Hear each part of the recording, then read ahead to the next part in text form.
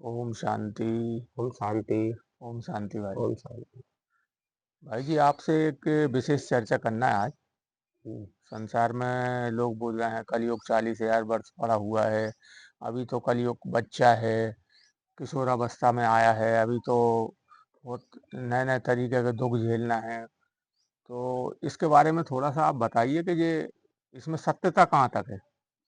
हाँ भाई जी, क्या है, पहली बात तो जो स्मृति और विस्मृति का खेल है। हम्म। जब परमात्मा ये बताता है हमें कि जब हम दिव्य उसमें रहते हैं, दिव्य आत्मा मतलब देवता स्वरूप आत्मा में रहते हैं, तो हमें आत्मिक स्मृति रहती है।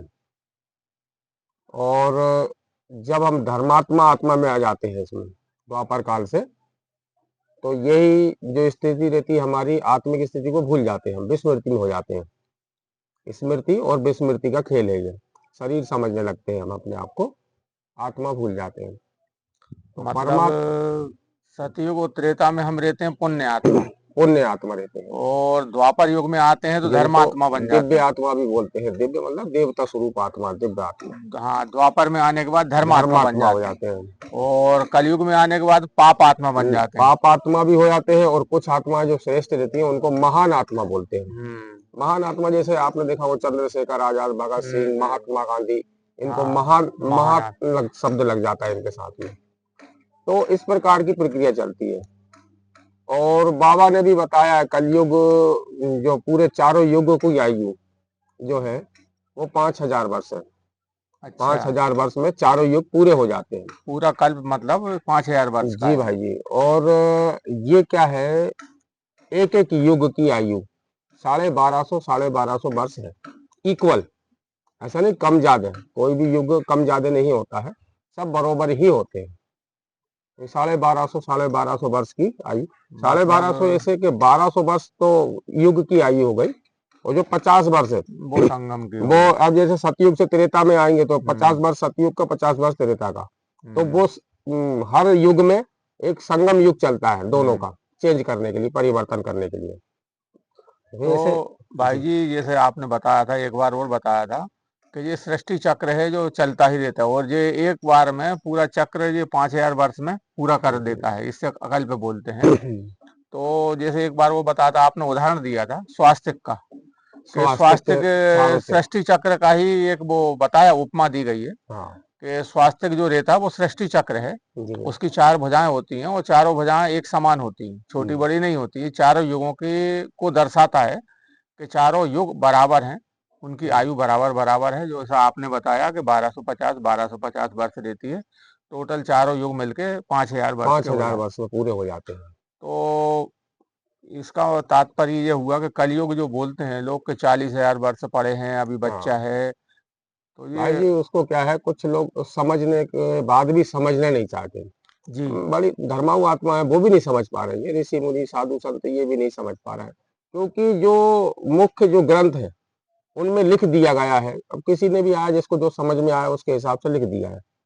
अब जैसे एक भगवत पुराण है, भगवत पुराण को श्रेष्ठ मानी जाती है ना, भगवत पुराण में हम्म। उसमें लिखा हुआ है, ये शब्द अंकित है कि 1200 दिव्य वर्ष, एक युग की आयु 1200 दिव्य वर्ष लिखा जी। हुआ है उसमें। जी। तो जब भगवत पुराण में ये चीज दर्शाई गई है कि एक युग की आयु 1200 दिव्य वर्ष, अब उसमें लिख दिया कि दिव्य वर्ष को किसी ने उसमें गुणा कर दिया हम्म। 1200 में, एक देवताओं का एक दिन होता है, हम्म। और मनुष्यों का 360 दिन माने जाते हैं वो। अच्छा। इस प्रकार से उसमें क्या गणना कर दी, गुणित कर दिया उसको, तो वो 3,42,000 साल उसमें पहुंच गया। मतलब ये गलती हो गई है गणना करने में। 1200 को, दिव्य हाँ, वर्ष को 360 में गुणा कर दिया। 365 में गुणा करके नहीं, वो जी। उनने बता दिया कि मनुष्यों के 365 दिन होते हैं और देवताओं का एक दिन होता है, वो ऐसा गुणा करके नहीं, वो गलत धारणा दिव्य है, को दिव्य को उसमें परिवर्तन बिठा दी करके गई है। और 4,32,000 साल बता दिया कलयुग की आयु। तो कलयुग की आयु ये नहीं है, तो परम पिता परमात्मा जब इस धरा पे चारों युग की समाप्ति हो जाती है, तो परम पिता परमात्मा इस धरा पे आता है, और अपने जो जितने भी बच्चे थे जो स्मृति से विस्मृति में चले गए हैं, वो स्वयं को नहीं जान रहे हैं, स्वयं को नहीं पहचान रहे हैं, तो परमात्मा बताता है कि मैं परम आत्मा हूँ, तुम आत्माएं हो। ये शरीर जो है ये जाने आने वाला है, ये तो आज है, आज कल चला जाएगा। फिर अब नया इस मिल जाएगा। हाँ, तो इस परिवर्तन की जो बेला है, ये परिवर्तन तो क्योंकि हर युग में होता है। अब कलयुग से कलयुग का समय पूरा हो गया है, तो सतयुग आएगा तो परिवर्तन होना है। तो परमात्मा डराने के लिए नहीं, ये हमारे अंदर का जो डर है इसको बाहर निकालने के लिए ये बताता है कि तुम आत्मा हो, अजर अविनाशी हो, तुम्हें कुछ नहीं होगा, तुम्हें सिर्फ शरीर छोड़ना है। शरीर छोड़ के नया शरीर धारण तो करना है। शरीर पे आप इतना ममत्व मतलब क्यों ऐसा लगाए भी हो? नहीं है कि शरीर छोड़ के भटक रहे हैं। हाँ, भाई नहीं, ये पुराना जड़ीभूत जो शरीर हो चुका है, इसको छोड़ करके तुम्हें नया और अच्छा शरीर मिलने वाला है, बिल्कुल ये पुराना परमात्मा शरीर हो बताते गया। हैं। और दूसरी चीज, आप इस शरीर पे इतना क्यों करते हो भरोसा करना है कि किसी का शरीर कभी भी छूट जाता है, कभी भी कोई छूट जरा सी सकता है। बीमारी हुई और जी। चला गया शरीर। तो वो तो जाना ही है, आज नहीं कल जाना है, भाई हमारा भी जाना है, सबका जाना है। मृत्यु तो निश्चित है। जो इस संसार में आया है उसको ये शरीर छोड़ना ही है, और हम्म, नया शरीर भी लेना है, ये भी सत्य है। तो जैसे कल हमने बताया था ना कि महाकाल जब आते हैं तो भय को ही निकालते हैं, मृत्यु का भय जो आपके अंदर भरा हुआ है अभी उसको ही तो दूर करते हैं। भाई जी, मेरा प्रश्न ये था कि कलयुग की निशानियां क्या बताई गई हैं, कलयुग शास्त्रों में भी की, बताई हाँ हैं, बिल्कुल। पुस्तकों में बताई हैं, कुछ बड़े बड़े साधु संत महात्माओं ने भी बताई हैं। हम्म, और एक इसके ऊपर एक गीत भी बना हुआ है, एक फिल्म का। उसमें लिखा है, श्री रामचंद्र कह गए सिया से, ऐसा कलयुग आएगा, हंस हम्म, सुनेगा दाना धुन का, कौवा मोती खाएगा। तो हम्म, वो वाला गीत बिल्कुल फिट बैठता है इस पे। बिल्कुल और भी भाई गीत बने हुए हैं, जी। हाँ, और तो भी कई गीत है। उनको और जरा सुनने के बाद में उसका अर्थ समझ में आता है। मुख्य एक तो कहानी के रूप इसमें में, क्या निशानियां बताई गई हैं कलयुग की? मुख्य एक कहानी के रूप में जैसे बताते हैं कि कलयुग की जो निशानियां हैं, वो शनिदेव परीक्षा लेते हैं पांडवों की। एक हम्म। जगह वहां भी बता दिया शनिदेव परीक्षा लेते हैं, और एक जगह ये बता दिया कि श्री कृष्ण ने बताई है कि ये हम्म। निशानियां क्या है। तो उधर पांडवों को बतलाया गया है कि इसमें तो नहीं है पूरी चीजें, लेकिन उतना बतला रहे हैं कि एक पक्षी देखा, किसी भीम ने या पांडव ने, किसी ने एक पक्षी, उन्होंने एक महल में पहुंचाया, वहां जाके एक पक्षी को देखा कि एक पक्षी है और उस पे ग्रंथ लिखे हुए हैं। ग्रंथ कौन, शास्त्र ग्रंथ, वो वेद शास्त्र वो लिखे हुए हैं। पक्षी के ऊपर। हाँ, पंख पे उस पे वो लिखे हुए हैं। और वो मांस का वो टुकड़ा खा रहा है वो। हम्म। तो पक्षी मांस का टुकड़ा उठा के ले जा रहा है। तो कृष्ण, श्री कृष्ण से पूछते हैं कि भाई ये चीज क्या थी, ये मुझे अंदर ये चीज दिखाई दी गई है। हाँ, कि एक पक्षी है जिसके ऊपर, पंखों के ऊपर शास्त्र और ग्रंथ लिखे हुए हैं, और वो मांस का भक्षण कर रहा है। मांस का भक्षण कर रहा है, कि मुझे ऐसी चीज दिखाई दी। हाँ, ऐसा क्यों हो रहा है? हाँ, तो श्री कृष्ण जी बताते हैं कि ये जो कलयुग जब अंत का समय आएगा, हम्म। तो जो विद्वान और विद्वान लोग, पंडित और महान अपने पंडित आप को। ब्रह्मान जो बोलेंगे, हाँ। ये दुनिया के सामने तो ग्रंथ और पाठ सब करेंगे, हम्म। लेकिन गुप्त रूप से मांस का भोग भी करेंगे। मांस का भक्षण करेंगे। हाँ, मतलब इस हम्म। प्रकार का भोग ये ये स्वीकार कलयुग करेंगे। की एक निशानी ये हो गई है। कलयुग की निशानी बताई है। दूसरा, एक भी ने देखा कि मजा करके एक हाथी दिखाया हम्म। जिसकी दो सूंडें हैं। अच्छा। एक हाथी है जिसकी दो सूंडें हैं। हम्म। तो इसका तात्पर्य बतलाया गया है कि एक व्यक्ति एक तो रहेगा, हम्म। लेकिन उसके विचार अलग अलग रहेंगे। दो प्रकार के हाँ, विचार कि रहेंगे। कभी कुछ सोचेगा, इधर अच्छा करेगा, और अंदर से उसके अंदर पाप की वो भावनाएं भरी रहेंगी।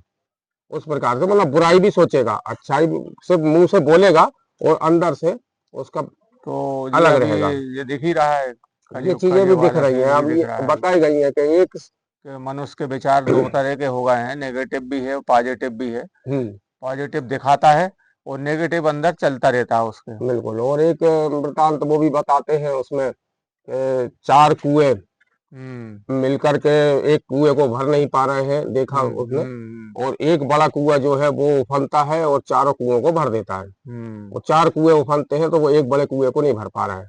उसका तात्पर्य क्या उसका हुआ? तात्पर्य कि कलयुग में एक माता पिता अगर चार संतानें होंगी, उनका पालन बताया है, तो पोषण कर उनका देती पालन हैं। पोषण सब कुछ कर सकती है एक हम्म। माता पिता, लेकिन चार संतानें मिलकर के एक माता पिता का भरण पोषण नहीं कर वो पाएंगी। कलयुग में अभी दिख रहा है। कलयुग में घर घर यही पे हो दिख रहा रहा है, है ये यही हो चीजें। रहा है, एक माता पिता का पालन पोषण नहीं कर पा रहे हैं। वो यही बोलते हैं बच्चे कि हमसे हमारी गृहस्थी नहीं चल पा रही, हम तुम्हारा कैसे करें। वो हालांकि ये उन्हें मालूम है कि हमारे माता पिता ने हम चार चार पांच पांच बच्चों का पालन पोषण करा, अच्छी तरह से शिक्षा दी है, जीवन यापन के लिए अच्छा रोजगार दिया, हर चीज दी है। लेकिन बच्चे आजकल के माता पिता का नहीं कर पा रहे हैं। ये वो वाली जो आपने बताई वो बिल्कुल उसका सही फिट सटीक बैठ रही है अभी इस टाइम बिल्कुल पे। है जी। और कुछ कहानियों के रूप में बतलाते हैं लोग कि ये कहीं लिखी तो नहीं है, लेकिन ये कहानियों के रूप में हमने भी सुनी है इस चीज की। तो वो बतलाते हैं कि जैसे एक नारी जो रहेगी, हम्म। जब कलयुग का अंत समय आए तो समझ जाना, ये बतलाया गया है कि समझ जाना कि नारी के जो वस्त्र रहेंगे वो घुटने से ऊपर आ जाएंगे, हाँ, घुटने से ऊपर आ जाएंगे। तो आज मतलब के समय उसका में दिख रहा है आपको। नारी अपना शरीर को ना ढक करके नहीं उसका प्रदर्शन कर रही है। बिल्कुल, तो ये घोर कलयुग की निशानी ये भी है एक। घुटने से ऊपर आ गए हाँ, है। महिलाएं अपने केसों को संवारने लगेगी। केसों को मतलब कलर कर रही हैं और उनमें बिल्कुल, हेयर डाई लगा रही हैं, कई ये जगह देखना घोर आप, कलयुग की महिलाएं भी हाँ। आजकल वो तिरंगा झंडे के रूप हाँ, में बाल बना रही हैं, देखा तीन देखा है, तीन कलर के वो बाल देखा। करते हैं ना। तो ये महिलाएं ये कर रही हैं। और एक चीज बतलाते हैं कि वो तो विद्वान लोग भी मानने को तैयार नहीं रहते हैं, बहुत से लोग इस चीज को मानते नहीं है कि नहीं अभी ये चीज है ही नहीं है, क्योंकि उसको बताने का तात्पर्य जो है वो उसको समझ नहीं पाया व्यक्ति। जो बतलाया गया है कि कलयुग के अंत समय में मनुष्य मनुष्य को खाने लगेगा, हाँ बताया ना ये। मनुष्य हाँ। मनुष्य को खाने लगेगा। ये बोला है, ये नहीं बोला गया कि काट के खाने लगेगा। हम्म। मनुष्य मनुष्य को खाने का मतलब ये होता है कि एक मनुष्य दूसरे मनुष्य का इतना शोषण करेगा। प्रताड़ना दे रहे हैं, हाँ, शोषण कर रहे हैं कि उसका। वो सोचेगा कि वो बोलते हैं ना वो कहानी, राम राम जपना पराया माल अपना, जी जी। सारा माल मेरा हाँ। ही है, किसी का नहीं है। जी तो हाँ। वो हर पैसे के पीछे इतना भागेगा कि वो सिर्फ अपना ही सोचेगा कि मेरे पास ही सारा पैसा आ जाए। मतलब एक मनुष्य दूसरे को मनुष्य की तरह समझ ही नहीं रहा है, कीड़े हाँ, मकोड़ों की तरह समझ रहा है, उसका शोषण कर रहा है, उसका दुरुपयोग कर रहा है। उससे पूरा काम ले लेगा, वो हाँ, पैसे के नाम पे उसको बहुत कम देगा, वो खुद ज्यादा ये भी कमाएगा। घोर कलयुग की एक निशानी तो है। ये वही होता है कि मनुष्य मनुष्य को खाने लगा। ये कलयुग की निशानी, इसको समझे, ये बात समझने लायक है। और दूसरी चीज क्या है भाई जी, कि एक और बतलाया गया है उसमें, कलयुग की जो निशानी है कि ये बतलाया गया था कि कोई व्यक्ति जब मनुष्य 2 फीट का रह जाए, हाँ, 2-2.5 फीट का हो जाएगा तो समझ लेना घोर कलयुग आ चुका है। तो इससे भी तात्पर्य ये है कि समझने वाली बात है कि हर मनुष्य 2-2.5 फीट पूरे का थोड़ी नहीं है। मतलब दिख जाए एक, हाँ, भले ही एक दिख जाए कि वो। जब मनुष्य 2 से 2.5 फीट का दिखने लगे आपको, हम्म। तो समझ जाना कि कलयुग का अंत की निशानी है ये। हाँ, तो अभी तो कई मनुष्य ऐसे दिखते हैं 2-2.5 फीट के। आज दिखाई देते हैं ना हाँ, भाई कई जी, कई दिखते हैं। देखने में नजर में हाँ, आने नजर लगे में अगर आने लगे। आपको कि 2 से 2.5 फीट का मनुष्य हो गया है। हम्म। तो आज वो एक ज्योति नाम की लड़की है, वो 2.25 फीट की है, उसका वर्ल्ड रिकॉर्ड है सबसे छोटे मानव हाँ, में 2.25 फीट की। तो ये घोर तो कलयुग की निशानी है। इसको थोड़ा सा बुद्धि से समझें। तो ये चीज है कि हम क्योंकि लोग, हमारे शास्त्रों में और हमारे ग्रंथों में बहुत पहले लिख दिया गया है इस समय इस चीजों की बातें। खाली एक ही वही गलत धारणा बैठा दी गई है कि कलयुग अभी 40,000 वर्ष पड़ा हुआ है। ये गलत धारणा वो गणना की वजह से हुई है। वो गणना की बाकी वजह से उसको भी। सत्यता यही है कि घोर कलयुग आ चुका है और कलयुग तो खत्म ही होने वाला है। इसका बिल्कुल। अंतिम समय चल रहा है। क्योंकि कुछ निशानियां मुझे भी थोड़ा सा ज्ञान बाबा बताए ना भैया दिया है हम, जो आपको है। कि जवानी मतलब बचपने में ही बच्चों के अंदर बुढ़ापे के लक्षण दिखाई देने लगे। बिल्कुल, हाँ तो सही बात है ये ये है। बच्चों में दिखाई दे रहा है, बाल सफेद हो गए हैं, चश्मा लगने लगा छोटे छोटे है बच्चे चश्मा लग और रहा ऐसी ऐसी बीमारियां होने लगी बच्चों में जो बुढ़ापे में होती थी है। लोगों को। बिल्कुल, हाँ वो बिल्कुल भाई जी। बीमारियां बचपने में ही आ रही हैं। हाँ, तो ये भी घोर कलयुग की निशानी है।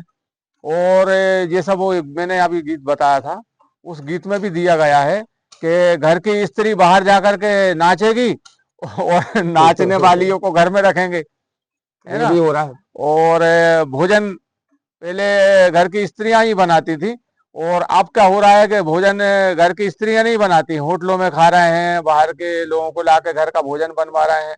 ये भी घोर कलयुग की निशानी है। हाँ, पवित्रता उसमें बची ही नहीं बिल्कुल। भोजन खाने में में। शुद्धता नहीं बची बिल्कुल शुद्धता भी। ही नहीं बची।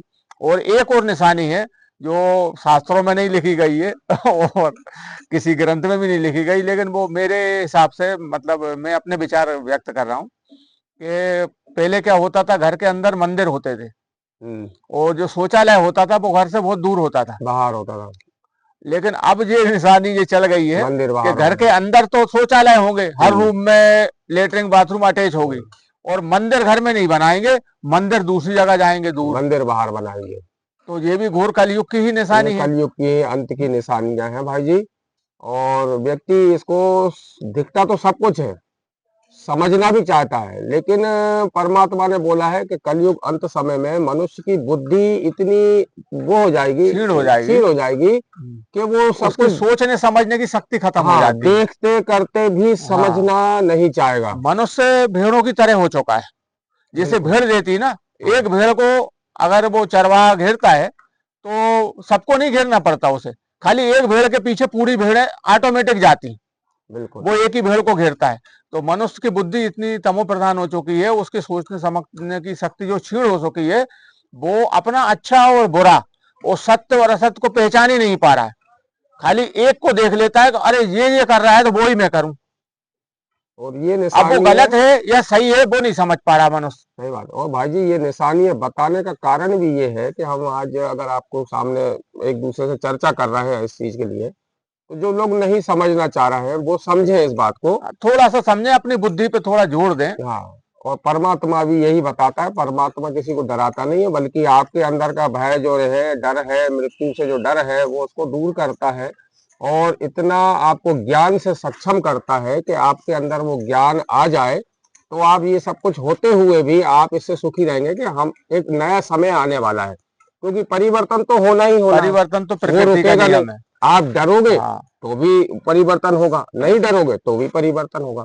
तो क्यों ना इस परिवर्तन को सहज स्वीकार करा जाए, अच्छे आराम से ज्ञान को धारण करें, जो परमात्मा जो ज्ञान दे रहा है, उस ज्ञान को धारण करने के बाद इसको सहजता से स्वीकार कर भाई सकते हैं हम। भगवान बोलते भी हैं अपने महावाक्यों में, मैं तुम बेसमझ हो गए थे, मैं तुम्हें समझदार बना रहा हम्म, हूँ। एक एक चीज की समझ दे रहा है भगवान, अपनी मुरलियों के द्वारा समझा रहा है, समझदार बना रहा है।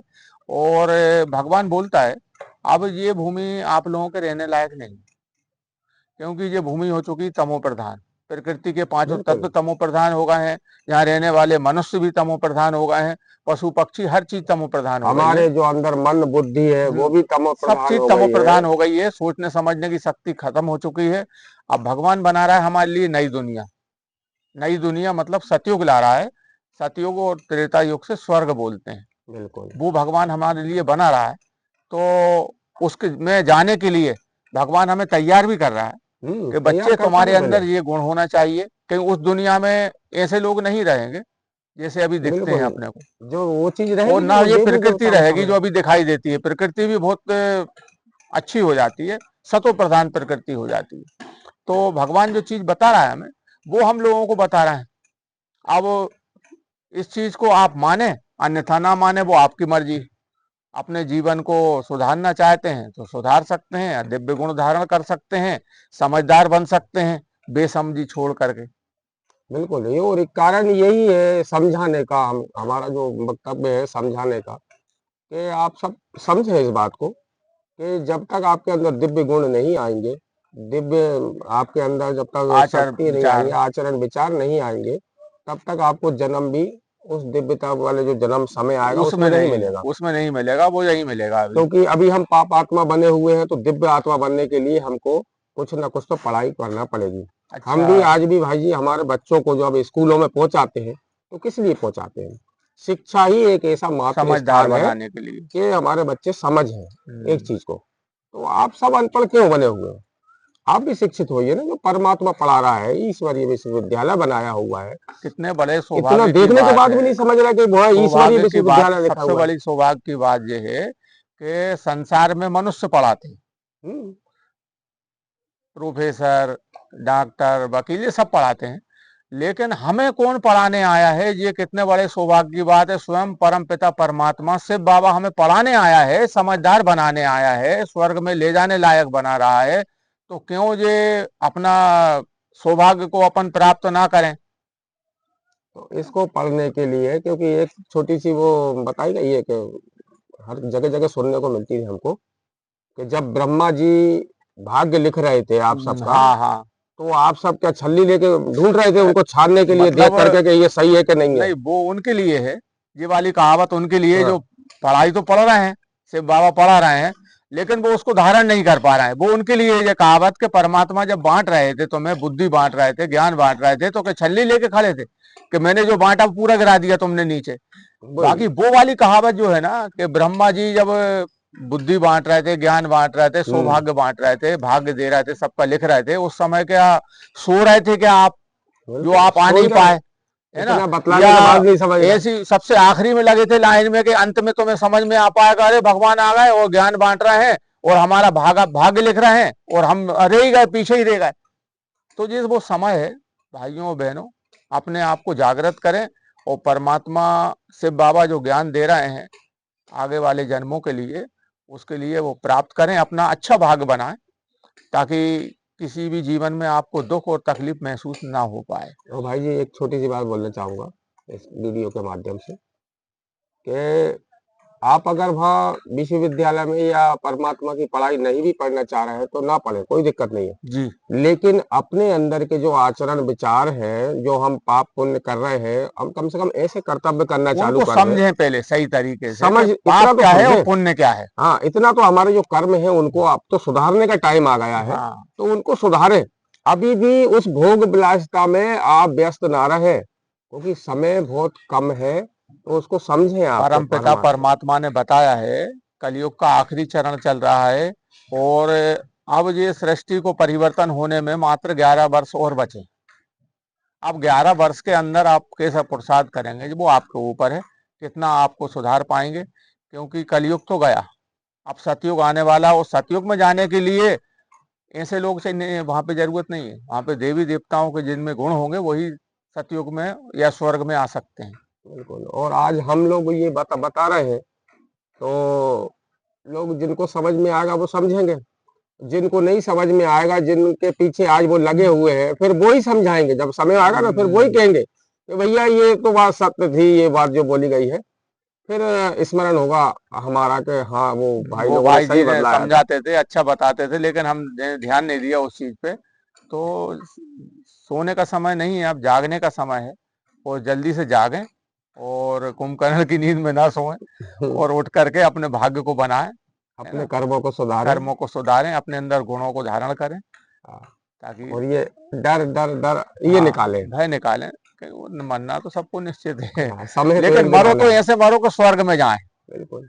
है ना? अब हमें मालूम है कि भाई अगर आगे जाना है, हमारी पृथ्वी आगे हाँ जाना है, तो हम तो खुश होकर जाएंगे ना, भाई, डरेंगे हमें तो क्यों स्वर्ग उसमें। में ही जाना है, हाँ, क्योंकि परमात्मा के बताए हुए रास्ते पे चल रहे हैं हम। मनुष्यों के बताए हुए रास्ते पे नहीं चल रहे हैं, बिल्कुल परमात्मा भाई। के बताए हुए रास्ते पे। अच्छा, ओम शांति। ओम शांति भाई।